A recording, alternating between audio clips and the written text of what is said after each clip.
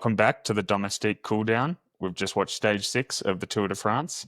It's 201 kilometres with 3,500 metres of climbing, one of the bigger climbing tests so far for the Tour, but we didn't really see the GC guys have a crack.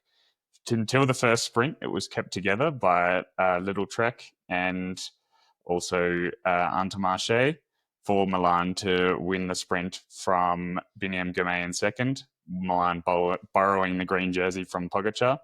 Then we had a big fight for the breakaway. So two of the first protagonists in this were Ben Healy and Quinn Simmons, who ended up making the breakaway. It was an 8-man breakaway. Some other noticeable inclusions were Mathieu van der Poel, Simon Yates, Eddie Dunbar.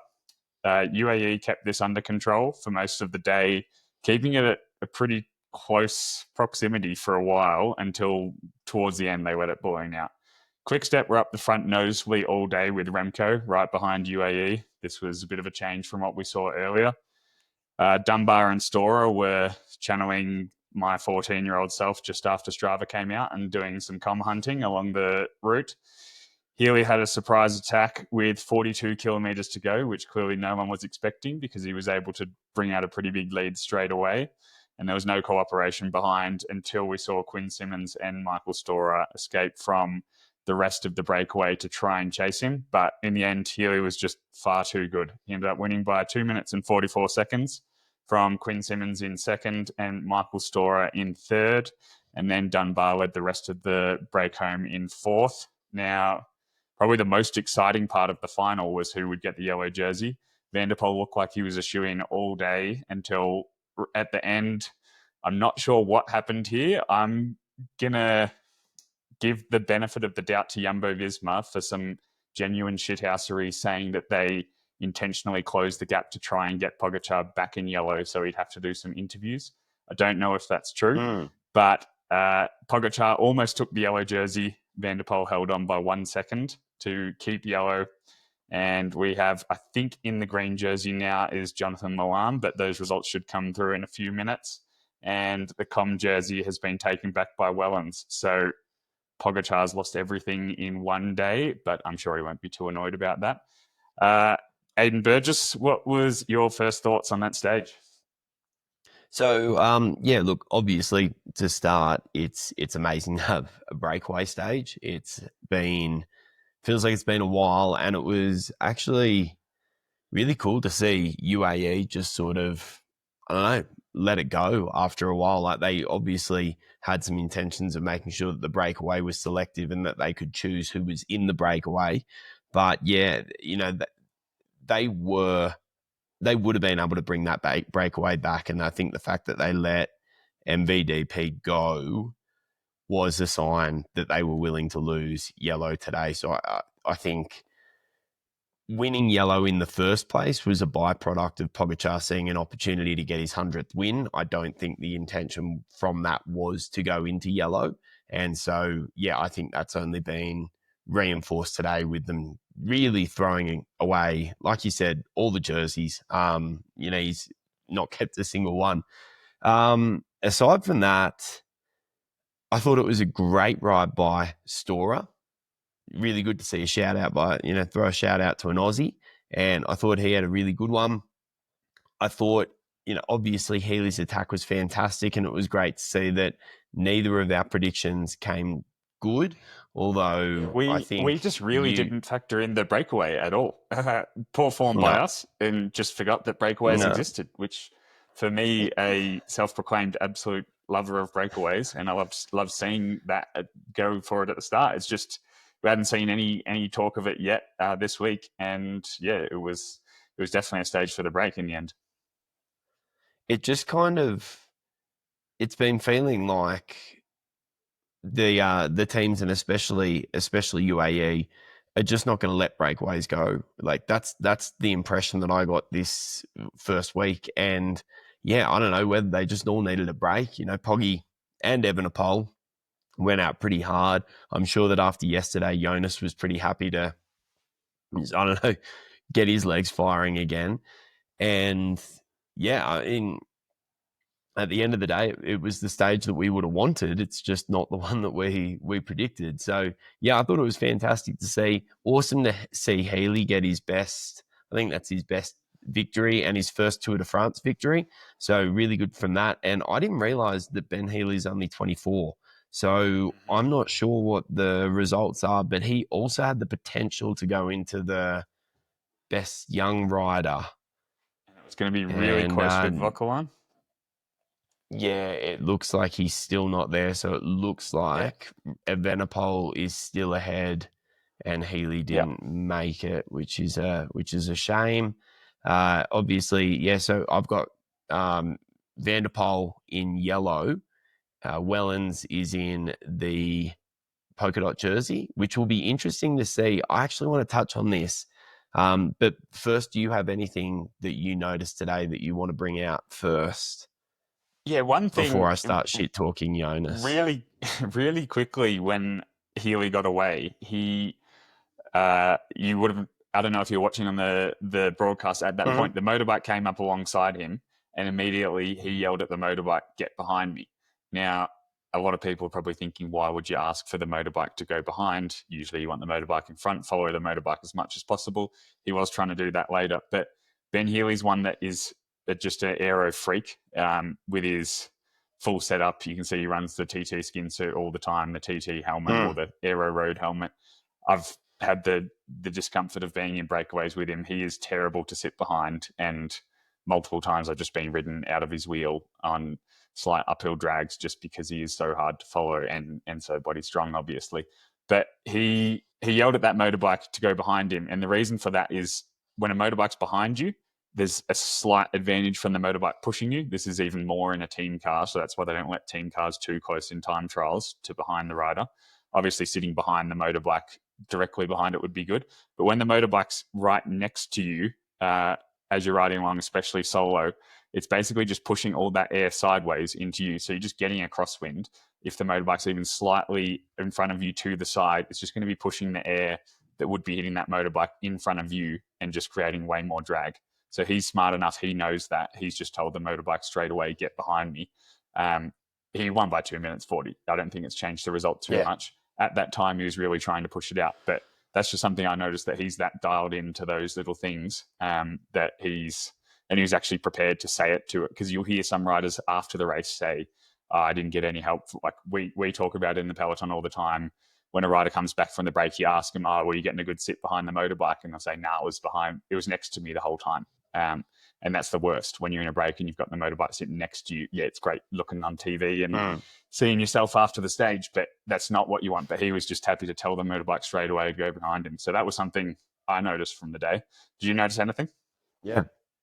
Well, there's something that I'd like to put to you. We saw Simmons and Storer going full gas, working together to try and bring Healy back. And we've seen this a couple of times where, like, especially with some of Poggy's moves, we will often see a peloton working really well to try and bring Poggy back when he goes solo. And today what we saw was two guys going really well, and Simmons was holding Healy. Like, initially that breakaway was Healy and Simmons. So it's not like we're talking about riders that are Healy's not in a different league to Simmons.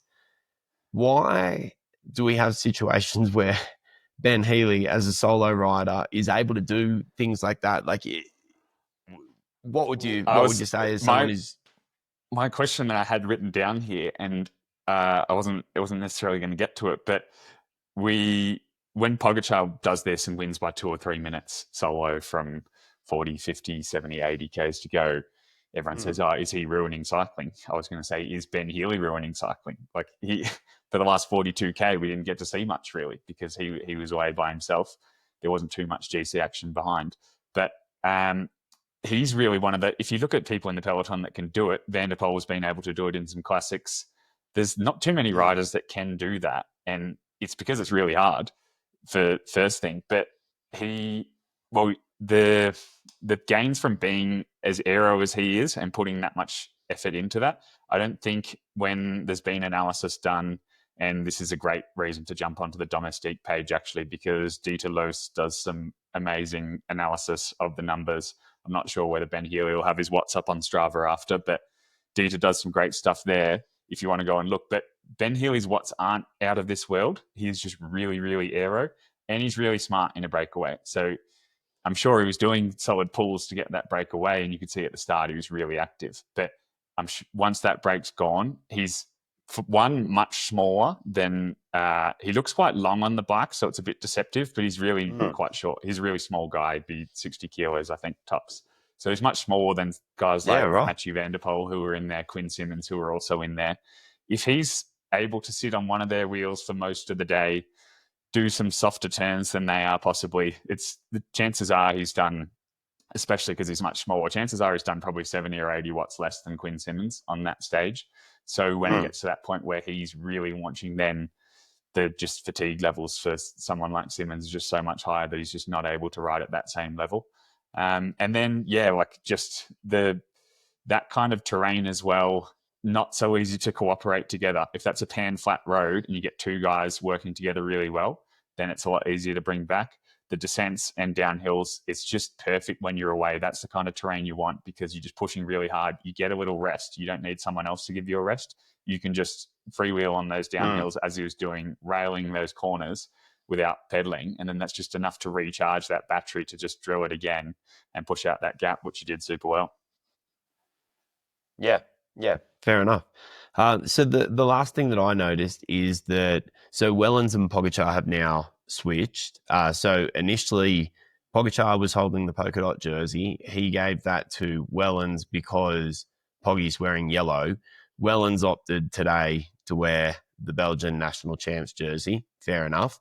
So Vingegaard gets the pity third option for the polka dot jersey, and now going into tomorrow's stage, he's again in the pity polka dots because Wellens is now number one. I'm assuming that he's going to wear the Belgian national champs jersey again, which means that Poggy would be past that, and of course, Poggy will be in polka dots, won't he? Because MVDP I've got on here is... Yeah, but Poggy I think he will be able to wear his... No, but Poggy can choose to wear the world champs jersey. So I think we're going to have the same situation, except looking here, Ben Healy will get to wear polka dots. So Ben Healy's now moved up to third from just those last few KOM points. Point. So Jonas is saved from the pity polka dots. From the pity polka dots, and Ben Healy gets them, which I think, you know what, after today, I think that's kind of fair play. Yeah, absolutely. He was outstanding, especially on that last climb. I thought that was where we were going to see some time getting clawed back, and instead, I mean, obviously, Simmons and Storer were playing silly buggers on that climb, but yeah, it's a huge testament to him that he was. I think he said at the end, that last climb made me work for it, and yeah, he looked absolutely rooted at the end, but he did not sit up for the win, did he? No, there was no need to keep going that hard. That's one thing I thought, but he wasn't taking any chances. And with so many strong guys in that breakaway behind, you wouldn't. And going for your first Tour de France stage, you're not going to just risk them coming back at the end there. But yeah, it was impressive. Like, you don't see too many Grand Tour stages at all, let alone Tour de France stages won by 2 minutes and 40 seconds. No, especially by one dude that's been solo for 40 kilometers. Yeah, absolutely incredible. So just for the standings, for anyone that is interested, so Ben Healy's first on that stage, Simmons second, Storer third, Dunbar, Yates, Barta, Tejada, and then Van der Poel in eighth, and Van der Poel moves into the yellow, followed by Tadej and Jonas. And the one thing that I did notice there was when Tadej went, there was a gap between Jonas, and Tadej didn't go for long. So again, I think just maybe another potential crack in Vingegaard's armour. That rounds out the top 10. And then our GC is Van der Poel, Poggy, Evenepoel, Vakelen, and then Vingegaard for the top 5 there. Although, interestingly, Jorgensen is 6th, and that may play in later, do you reckon? Yeah, like they're going to want to keep him up on GC for sure to just hopefully put pressure on Poggy in the mountains at some point. But Poggy's got Almeida, who's also not too far off, and Almeida looks like he's absolutely storming. So, yeah. Yeah. And then KOM, obviously, we've been through that. And the youth jersey, we've also been through that. So that's Evenepoel, Vauquelin, and Healy. So did you have a domestique of the day? I only had one choice today. It was cool actually in the breakaway to have 8 riders from 8 different teams. So we missed out on seeing any epic domestique work from there. But it's pure racing when you look at it that way. Like you just one out, the only energy you've got to spend is your own. So that was cool. For me, domestique of the day, Nils Pollitt just seemed to ride on them every time the camera went to the peloton anyway. It was him on the front with that big grin or grimace. Not sure which one it was for most of them. Probably a grimace by the end of his turn, but seemed to be about 120k turn there. So I think he definitely deserves domestique of the day. I don't know whether you caught it, but it came through on the radio, and I think the second last climb, he said something along the lines of, "I'm done for today, guys," and he fell off. And yeah, I mean, fair play to him. My only other one, because I didn't want to pick Nils Pollitt because I knew you would pick Nils Pollitt, was there was an incident with Little Trek, and so Tom Scoinch is going to be your pick. Yes, he is, because he dropped back to help support, and I don't know why the name is not coming to me. Skelmos. Matthias Skelmos.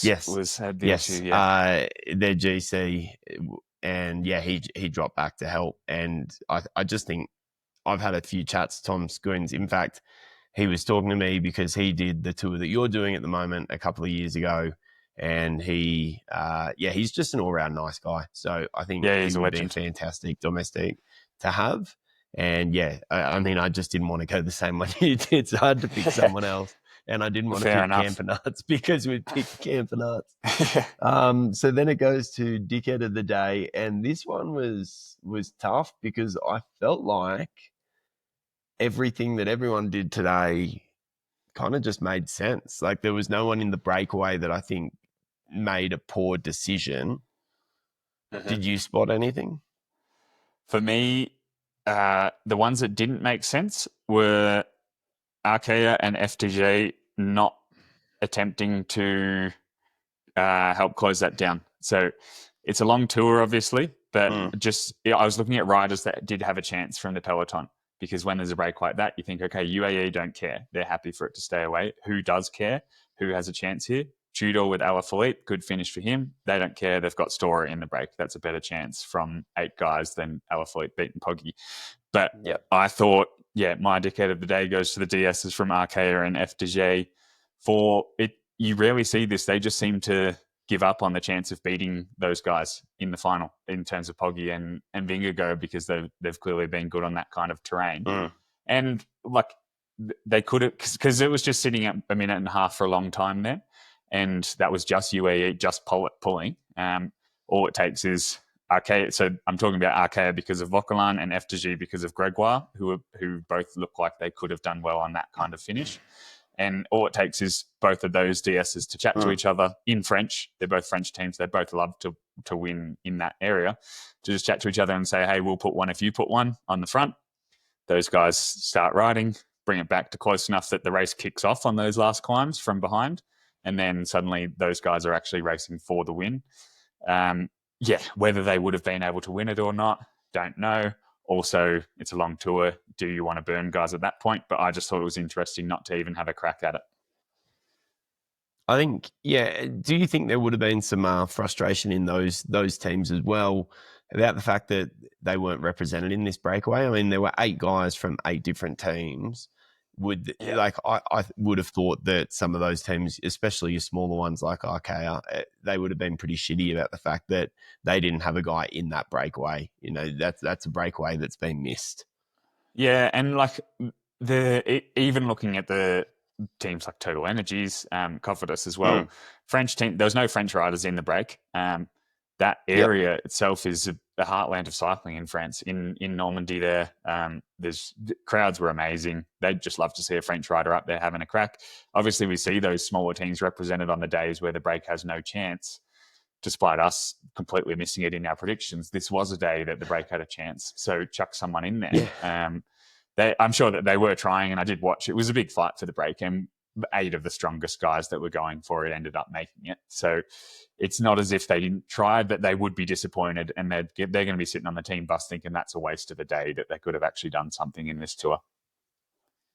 Yep. No, I agree. And the other thing that I wanted to raise before we move on is I would like to put to you, I know that they had bad luck on day one, but where is Ineos? Are they hiding in shame for that jersey that they're wearing? Like, I have not seen them except for the time trial where Tobias Foss came 14th, which for him is probably not a result that he would be happy with. Yeah, what are they doing? Well, Tobias Fawcett was launching multiple times trying to get into the break. I'm sure they would have had a few guys assigned to getting in the break. They did miss it, along with a lot of other teams that would have looked for it. But they're not even doing their trademark get in the right spot and sit there in the run into the finishes. They might have done it today and we just missed it because we didn't get much footage of the peloton coming into the line. But yeah, they've been pretty absent so far. The most TV time they've got is G talking to someone in the peloton and having a chat. That's about it. So they're definitely not going to be stoked with their tour so far. They're not suited to this terrain in particular. They don't have someone that can finish off on these stages, I think. But they're definitely going to be getting to the point now where that pressure's building. And they're going to have to start doing something pretty soon, I think. Yeah, definitely, because I think they would be looking at the moment and looking at sort of what we were saying with Roglic, but on the whole team, like where's that stage win going to come from? And I guess they'd be backing in the high mountains, but it's, Poggy just stomps those high mountains anyway. And if Vingegaard's on form and they're going toe to toe together, they're the ones where those teams just lose the ability to win those. Yeah. But yeah, anything else you wanted to cover before we move on? No, we'll move on to the next stuff. We'll go next. I wanted to chat quickly about the women's Giro. We'll get into because we want to recap that each day. So not her descending that let her down, just following on from our podcast yesterday after Sarah Giganti's great win. Just missed a split today and she's lost a few spots on GC. So another thing that's a big thing of being a GC rider, and we've talked about it in the Tour de France a lot, is just that positioning, being in the right spot when shit hits the fan. It did split today when I don't think many would have expected it to split. There was a group of 16 that came into the finish together, and Lorena Wiebes was in that group. And of course, when she's in a group at the finish, she tends to win the sprint. So super fast day. They averaged 45 k's an hour, which is pretty solid. It was flat terrain, but they were moving. Amazing. And she rolled Marianne Vos, who was second, and Liana Lippert in third. Lotte Kopecky fourth, Marlon Reusser in fifth. So the GC, the top two places don't change. Marlon Reusser stays in the lead ahead of Elisa Longo Borghini by 16 seconds. But we see Anna van der Breggen and Katrine Allerud move up ahead of Sarah Giganti, who lost that time just from missing that split there. So, it's just part of bike racing, just being in the front at the right time. Yeah, and we've seen that in a few races across the course of this season. But yeah, as we said, excellent racing. If you can't watch it, like we can't, because no one in Australia seems to have bought the rights for this one. Which, I mean, it's easy to criticize, but I think this is more of a criticism of the organisation, of the fact that it overlaps with the Tour de France. Yeah, and again, as we've said before, that's changing. But anyone that buys it, they're probably selling it for a higher price than it's actually worth for the amount of people that you're going to get watching it while the Tour de France is on. But if you can't follow that, again, go over to the Domestique page, and they are following the Giro d'Italia women on there. So that's an excellent place to see that. And they're also putting information up on Instagram and YouTube. So we would put you towards those channels. So we go to then stage 7. Is it stage 7 already? Stage 7 tomorrow, yep. That's incredible. It's a week on the job it for us. shouldn't be. Yeah. Well, 6 days because we didn't get the first one in. But yeah, so stage 7, I've got so many tabs open here. I don't know why I can't find stage 7. So Mer de Bretagne we're looking at tomorrow. Yeah, this one looks like, I just did a bit of a weather check on this one, and it looks like they are going to have crosswinds. Okay. Which because it's pretty exposed before the Mer de Bretagne. There's not too many climbs. There is a lot of flat, wide open roads there in Bretagne, and that'll make it quite an interesting stage. Yeah, sorry, I think we lost you there for a sec. But I think you said just before before we get to the end. So it's a relatively flat stage. It's a little bit undulating, and it's the kind of stuff that probably saps the legs a little bit without looking too serious. Would that be correct? Yeah, and they're just hard roads in Bretagne. It's hard racing always. Again, a lot of traffic furniture, but you're just going through villages, coming out of the village into a wide open exposed road where if you do get crosswinds, it's hard. Also, you're just going up and down slightly the whole day. At the peaks of all those little kickers, you do get crosswinds from the side. Even if it doesn't split, it's just hard. So yeah, it's they're going to be starting to feel it in the legs now at this point, especially after today was a pretty hard day. A lot of guys got dropped super early on, which we didn't mention today. There's a group of 40 off the bat from 30k in that had to smash out the whole day by themselves, which is quite relatable for me today. But there's going to be a lot of tired legs already. Yeah, and there's a pretty. I mean, it should be one for the sprinters tomorrow. I would be backing in. But there's a pretty steep... I think the final is going to be too hard for the genuine sprinters. Yeah. What do you... So with the Cat 4 and then the 2 Cat 3s? Yeah, the Mer de Bretagne itself is the one Van der Poel won a few years ago to take yellow. Yep.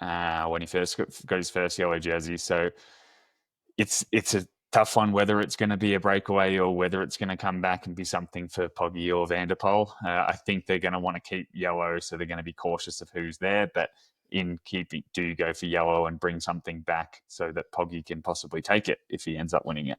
So it's a tricky one. My personal prediction was going to be, depends on the wind situation, but I think it could be another breakaway day, and I'm tipping Alaphilippe from a breakaway. Oh, okay. Fair enough. Even after today, I mean, granted, Storer was in the break, but Alaphilippe was just sort of sitting on the back. That's why I think he's going to be good tomorrow. Yeah, exactly. Yeah. Fair enough. I hadn't really. I'd kind of thought that this might be one that Trek might be looking at for Malia, but maybe it's harder than it looks on paper. I would probably go. I don't know. I'd probably just go Poggy. It's probably easy. It's a safe bet. Every day that you're not sure. Yeah, it's a pretty safe bet. Yeah, just go Poggy. Maybe we'll have to ban Poggy being one that we can select.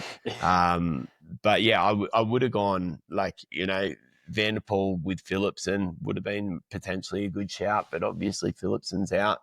And it's hard to see, if you're saying that this is as tough as it is. And I believe you, it's hard to see any of Binny's not going to win this and those kind of guys. So, yeah, Poggy.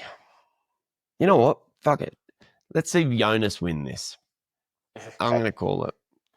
How good would it be? There we go. Maybe I can will it into happening. Yep. If he does, it would be incredible. No, it'll be Poggy. It'll be Poggy. Right. But we might wrap it up there then. How are you feeling after today? I'm pretty cooked from today. It was a very long day in groupetto. So we had a 30k climb actually to start straight out of the gate up to 3,900 meters, and I started the from the bottom of the climb in a small breakaway, which we got caught about 5Ks up the climb. And then about 10Ks later, I was out the back of the peloton with a big group of other riders. But that cooperation in that group declined throughout the rest of the stage as people got more and more fried. And just most of the stage is above 3,500 meters today. So there were some very angry boys that I think were just a mixture of glycogen depleted and oxygen deprived, just yelling at each other and then whacking each other and then putting it in the gutter in gruppetto. So there's going to be a lot of tired legs from our group. There was a chase group even further behind us and a big chase group there, and then one in front of us, and then a big peloton came together. But they're also going to be tired because apparently they were just whacking each other the whole day. So the thing is, we got 230 Ks tomorrow, so it's not really it's any a big let up. stage, isn't it? Yeah, and we got a long climb, well, a steep climb at the end, which should really decide the GC. So it's going to be a tough one.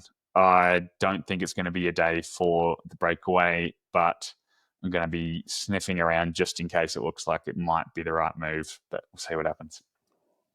Flat as attack out here, and there could be some echelons, so you know if it gets a bit of wind.